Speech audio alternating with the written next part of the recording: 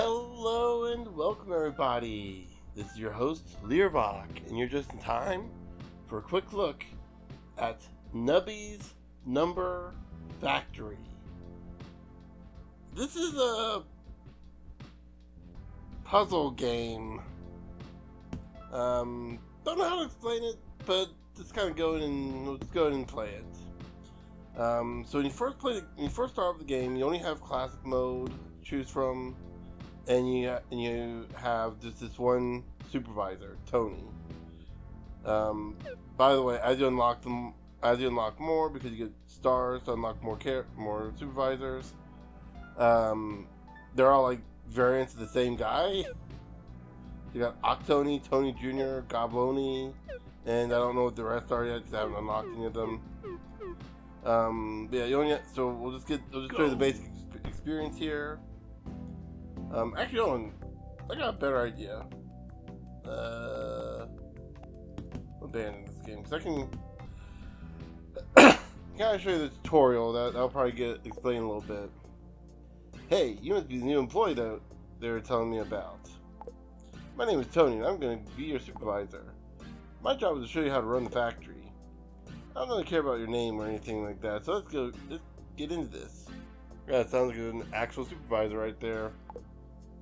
First thing, welcome aboard to Nubby's Number Factory, the world's leading number manufacturer. It's the main control center of the factory. Your first task is to launch your mascot, Nubby, down the pegboard. Hold right mouse to aim, left mouse to fire. Wow, you're really good at this. At the factory, your only job is to make big numbers. By launching Nubby on these pegs, you'll earn however many points are shown on the peg. This is the number of how many points you need to get in a round. The number at the bottom is the goal. If you beat that goal, your board will restock. If you get a really high score, the board can restock multiple times in a single round. Oh wait, I forgot to say what a restock even is. Listen up, because restocks are an important thing. When the board restocks, a bunch of new pegs will fall from the sky and fill up your empty spaces. Soon after, pairs of pegs with the same number will merge into one greater peg.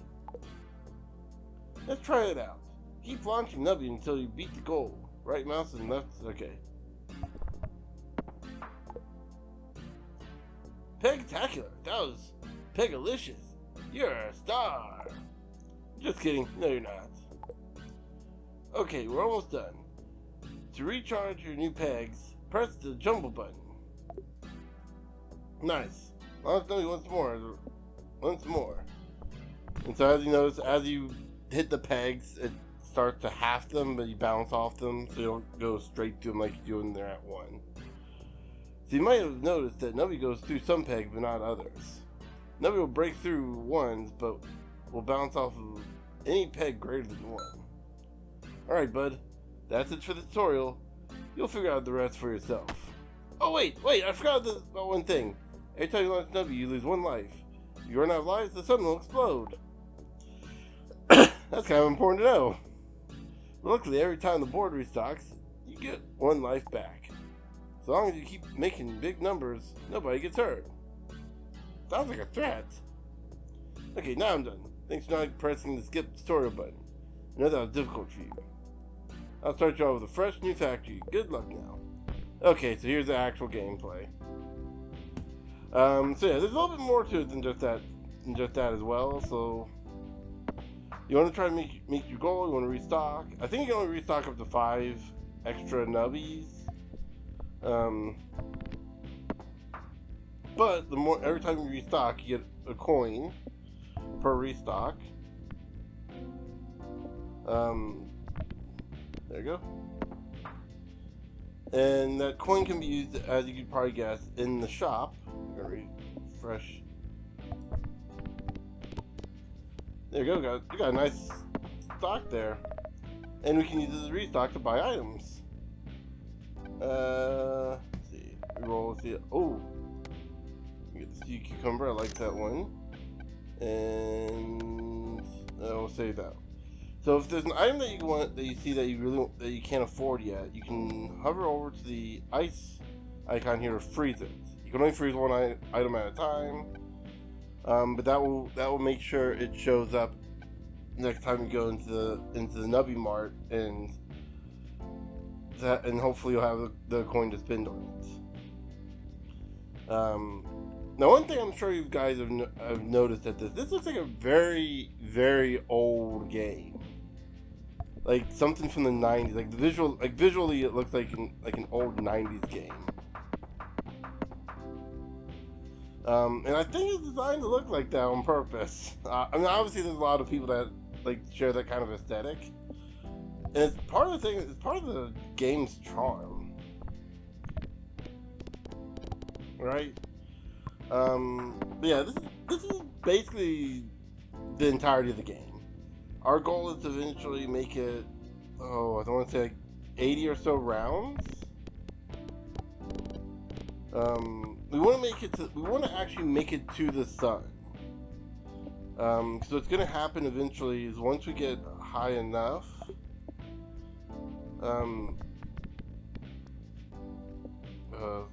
refresh again. You can refresh the board once per attempt, I guess. And you can see how so you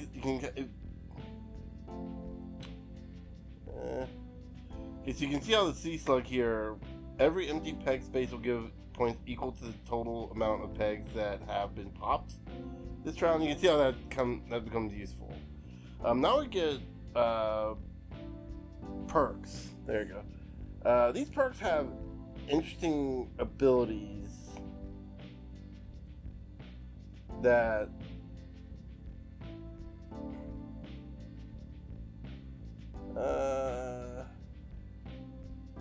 get that one. That can kind of help you out as the game goes on. So like this one here, the buckshot. If the first peg popped was the highest number peg, force trigger items in slot 1 and 2 times each. So yeah, we just activated the sea slug twice. Probably not the best one to have on that one. Ooh, let's go ahead and upgrade. Every item you can upgrade one time. Just buy the second copy of that item and place on top.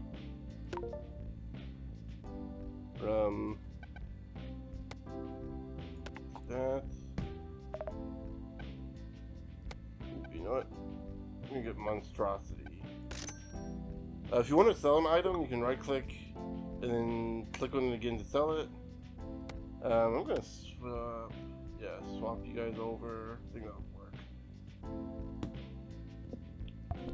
And eventually you're gonna wanna you know what I didn't do? There you go. So I can yeah, this is a weird game. I don't know how to describe it.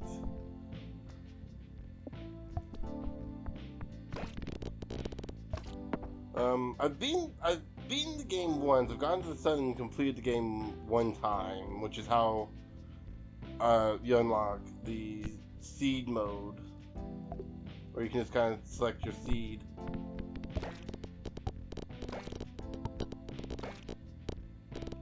It's a wonderfully 90s feeling game.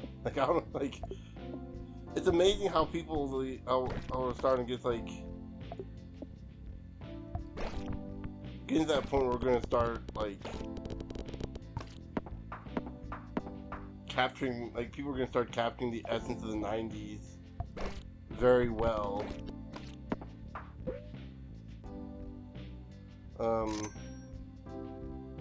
I guess you got games like that do that already.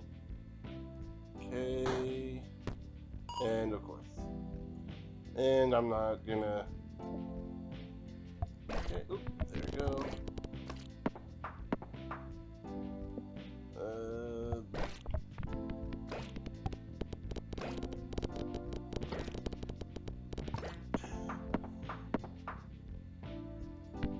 Okay, I'm gonna refresh.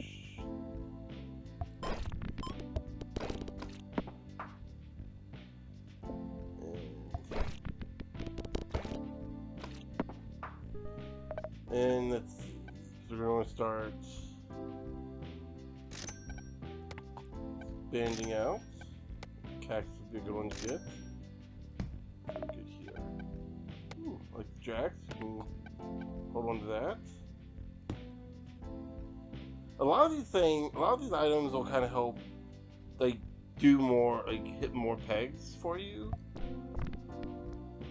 Or others will, like, increase pegs so that you can get higher scores. It's good to try to have a balance of both so that you can get a high enough score pretty quickly. But also, like, let's see.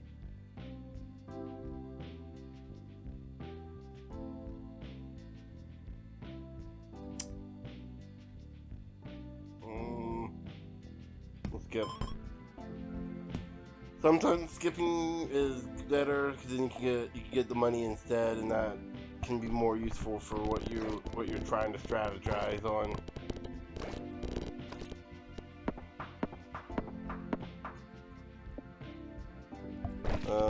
So yeah, I think we've entered the stratosphere. I think. I know it just showed it up, and I just completely forgot. But usually you can tell from the music change, you can tell I played this game quite a bit, can't you?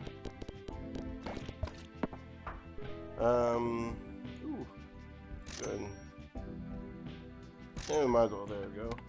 Now we've unlocked the cafe. Once you unlock all the slots, you unlock the cafe, which gives you a plethora of different items that you can just kind of use, such as the little pig dog thing, which gives you one coin for every life you have. So if you have 5, it's a 2 coin profit.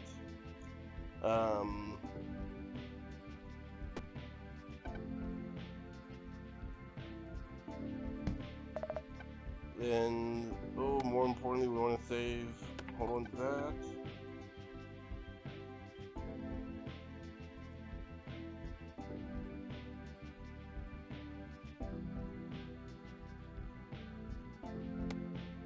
Huh. Okay, I don't think I've tried the insulation one. Asbestos. I think I tried it once. So how does it work? 3 pegs halved. Not sure how a half peg works.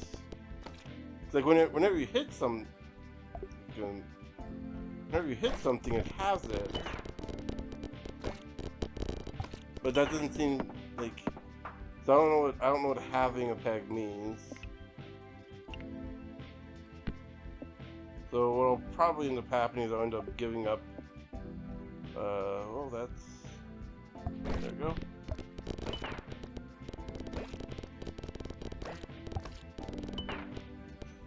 Kind of forgot to talk about special events. Every so often you'll hit pegs that you'll get special event pegs, or they have like, oh yeah, these pegs have like different weird abilities. You can hover over them to see what they do before the round starts.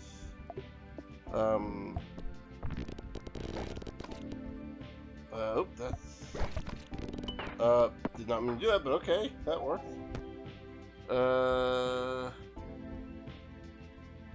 Ooh, that's a good one to have.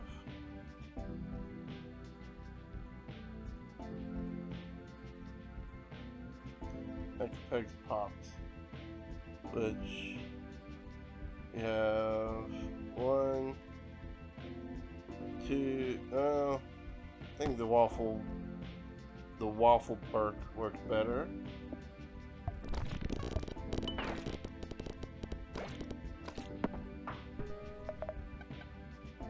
Okay, we're gonna go ahead.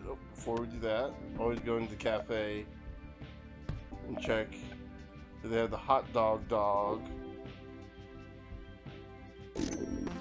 Even though that doesn't actually do anything.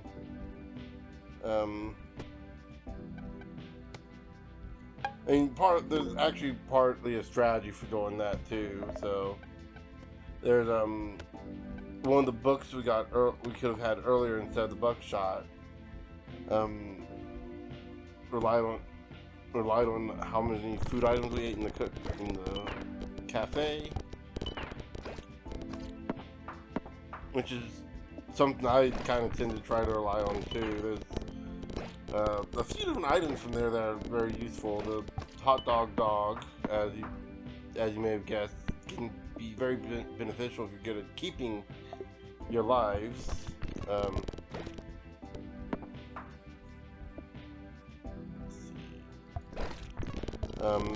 As is the hot dog, and eventually the strawberry. The strawberry costs things with it. 3 coins gets you 1 coin back for every strawberry you've eaten. Up to 7.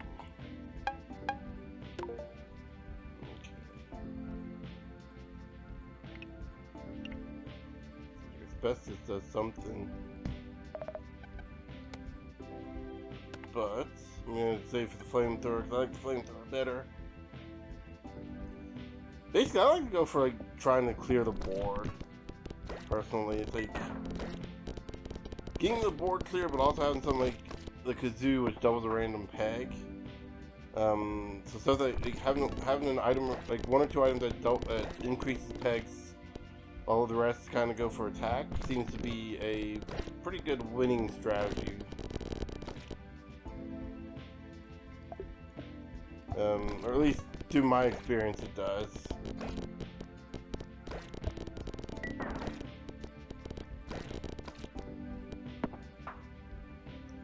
But also, like, as time goes on, it gets increasingly harder and harder to keep your score up.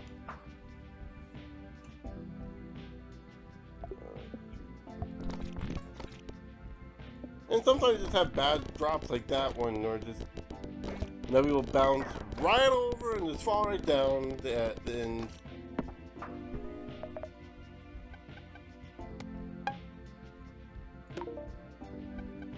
Mutant, and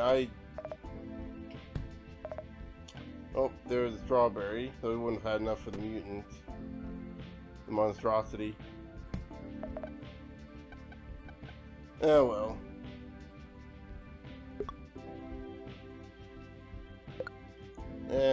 Screw it, I can do that. Yeah, the fact that you have to like drag the food up to the mouth to feed it.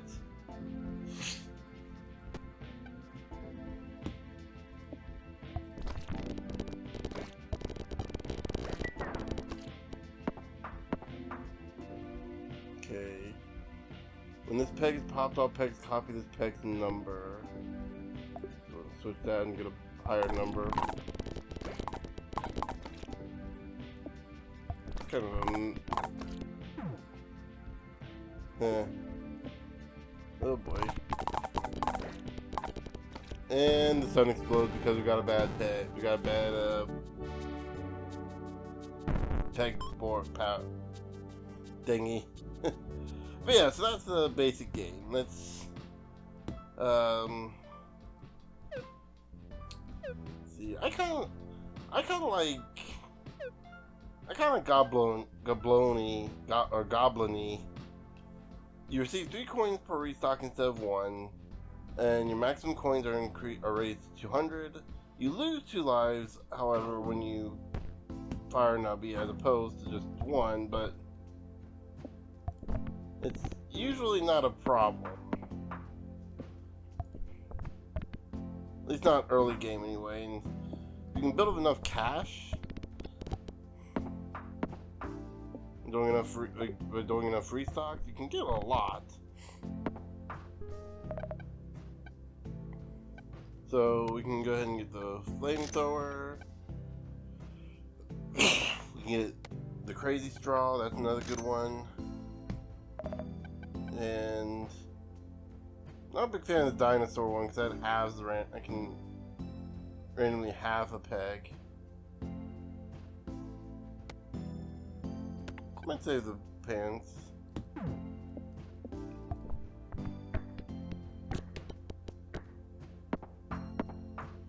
That's kind of the and there we go.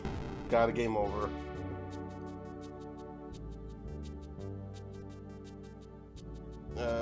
let's see if we can play. Let's see a different one.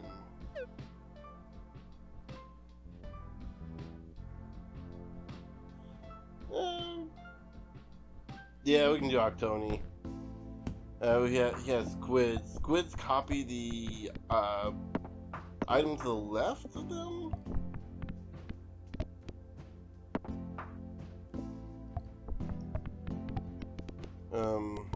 So yeah.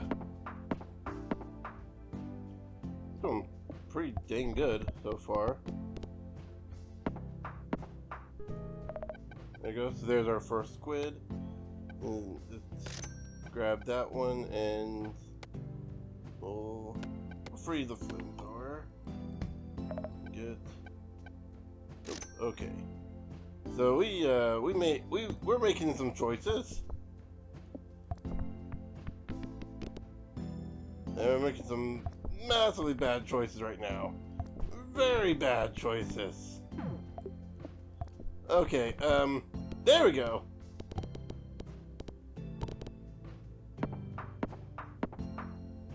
Kinda made up for it.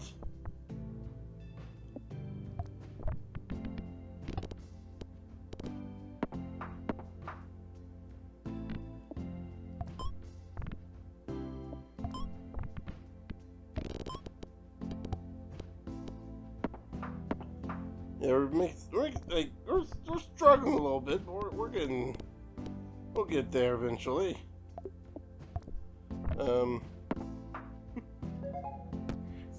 Let's see. Look at the egg perk, and hope we can get like a monstrosity or game over. That's yep. Okay. I think you get the idea of the game. It's strangely very addictive.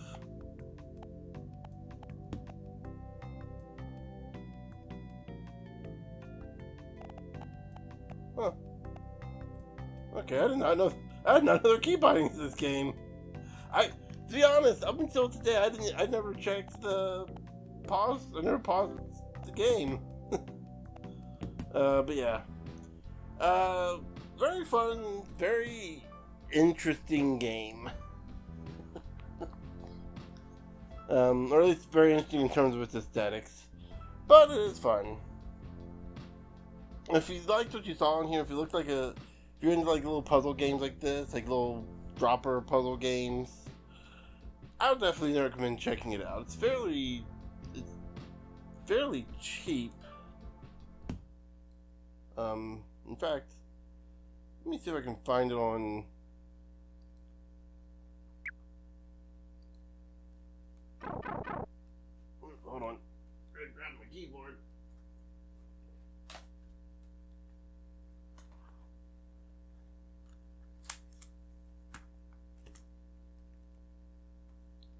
Let's see.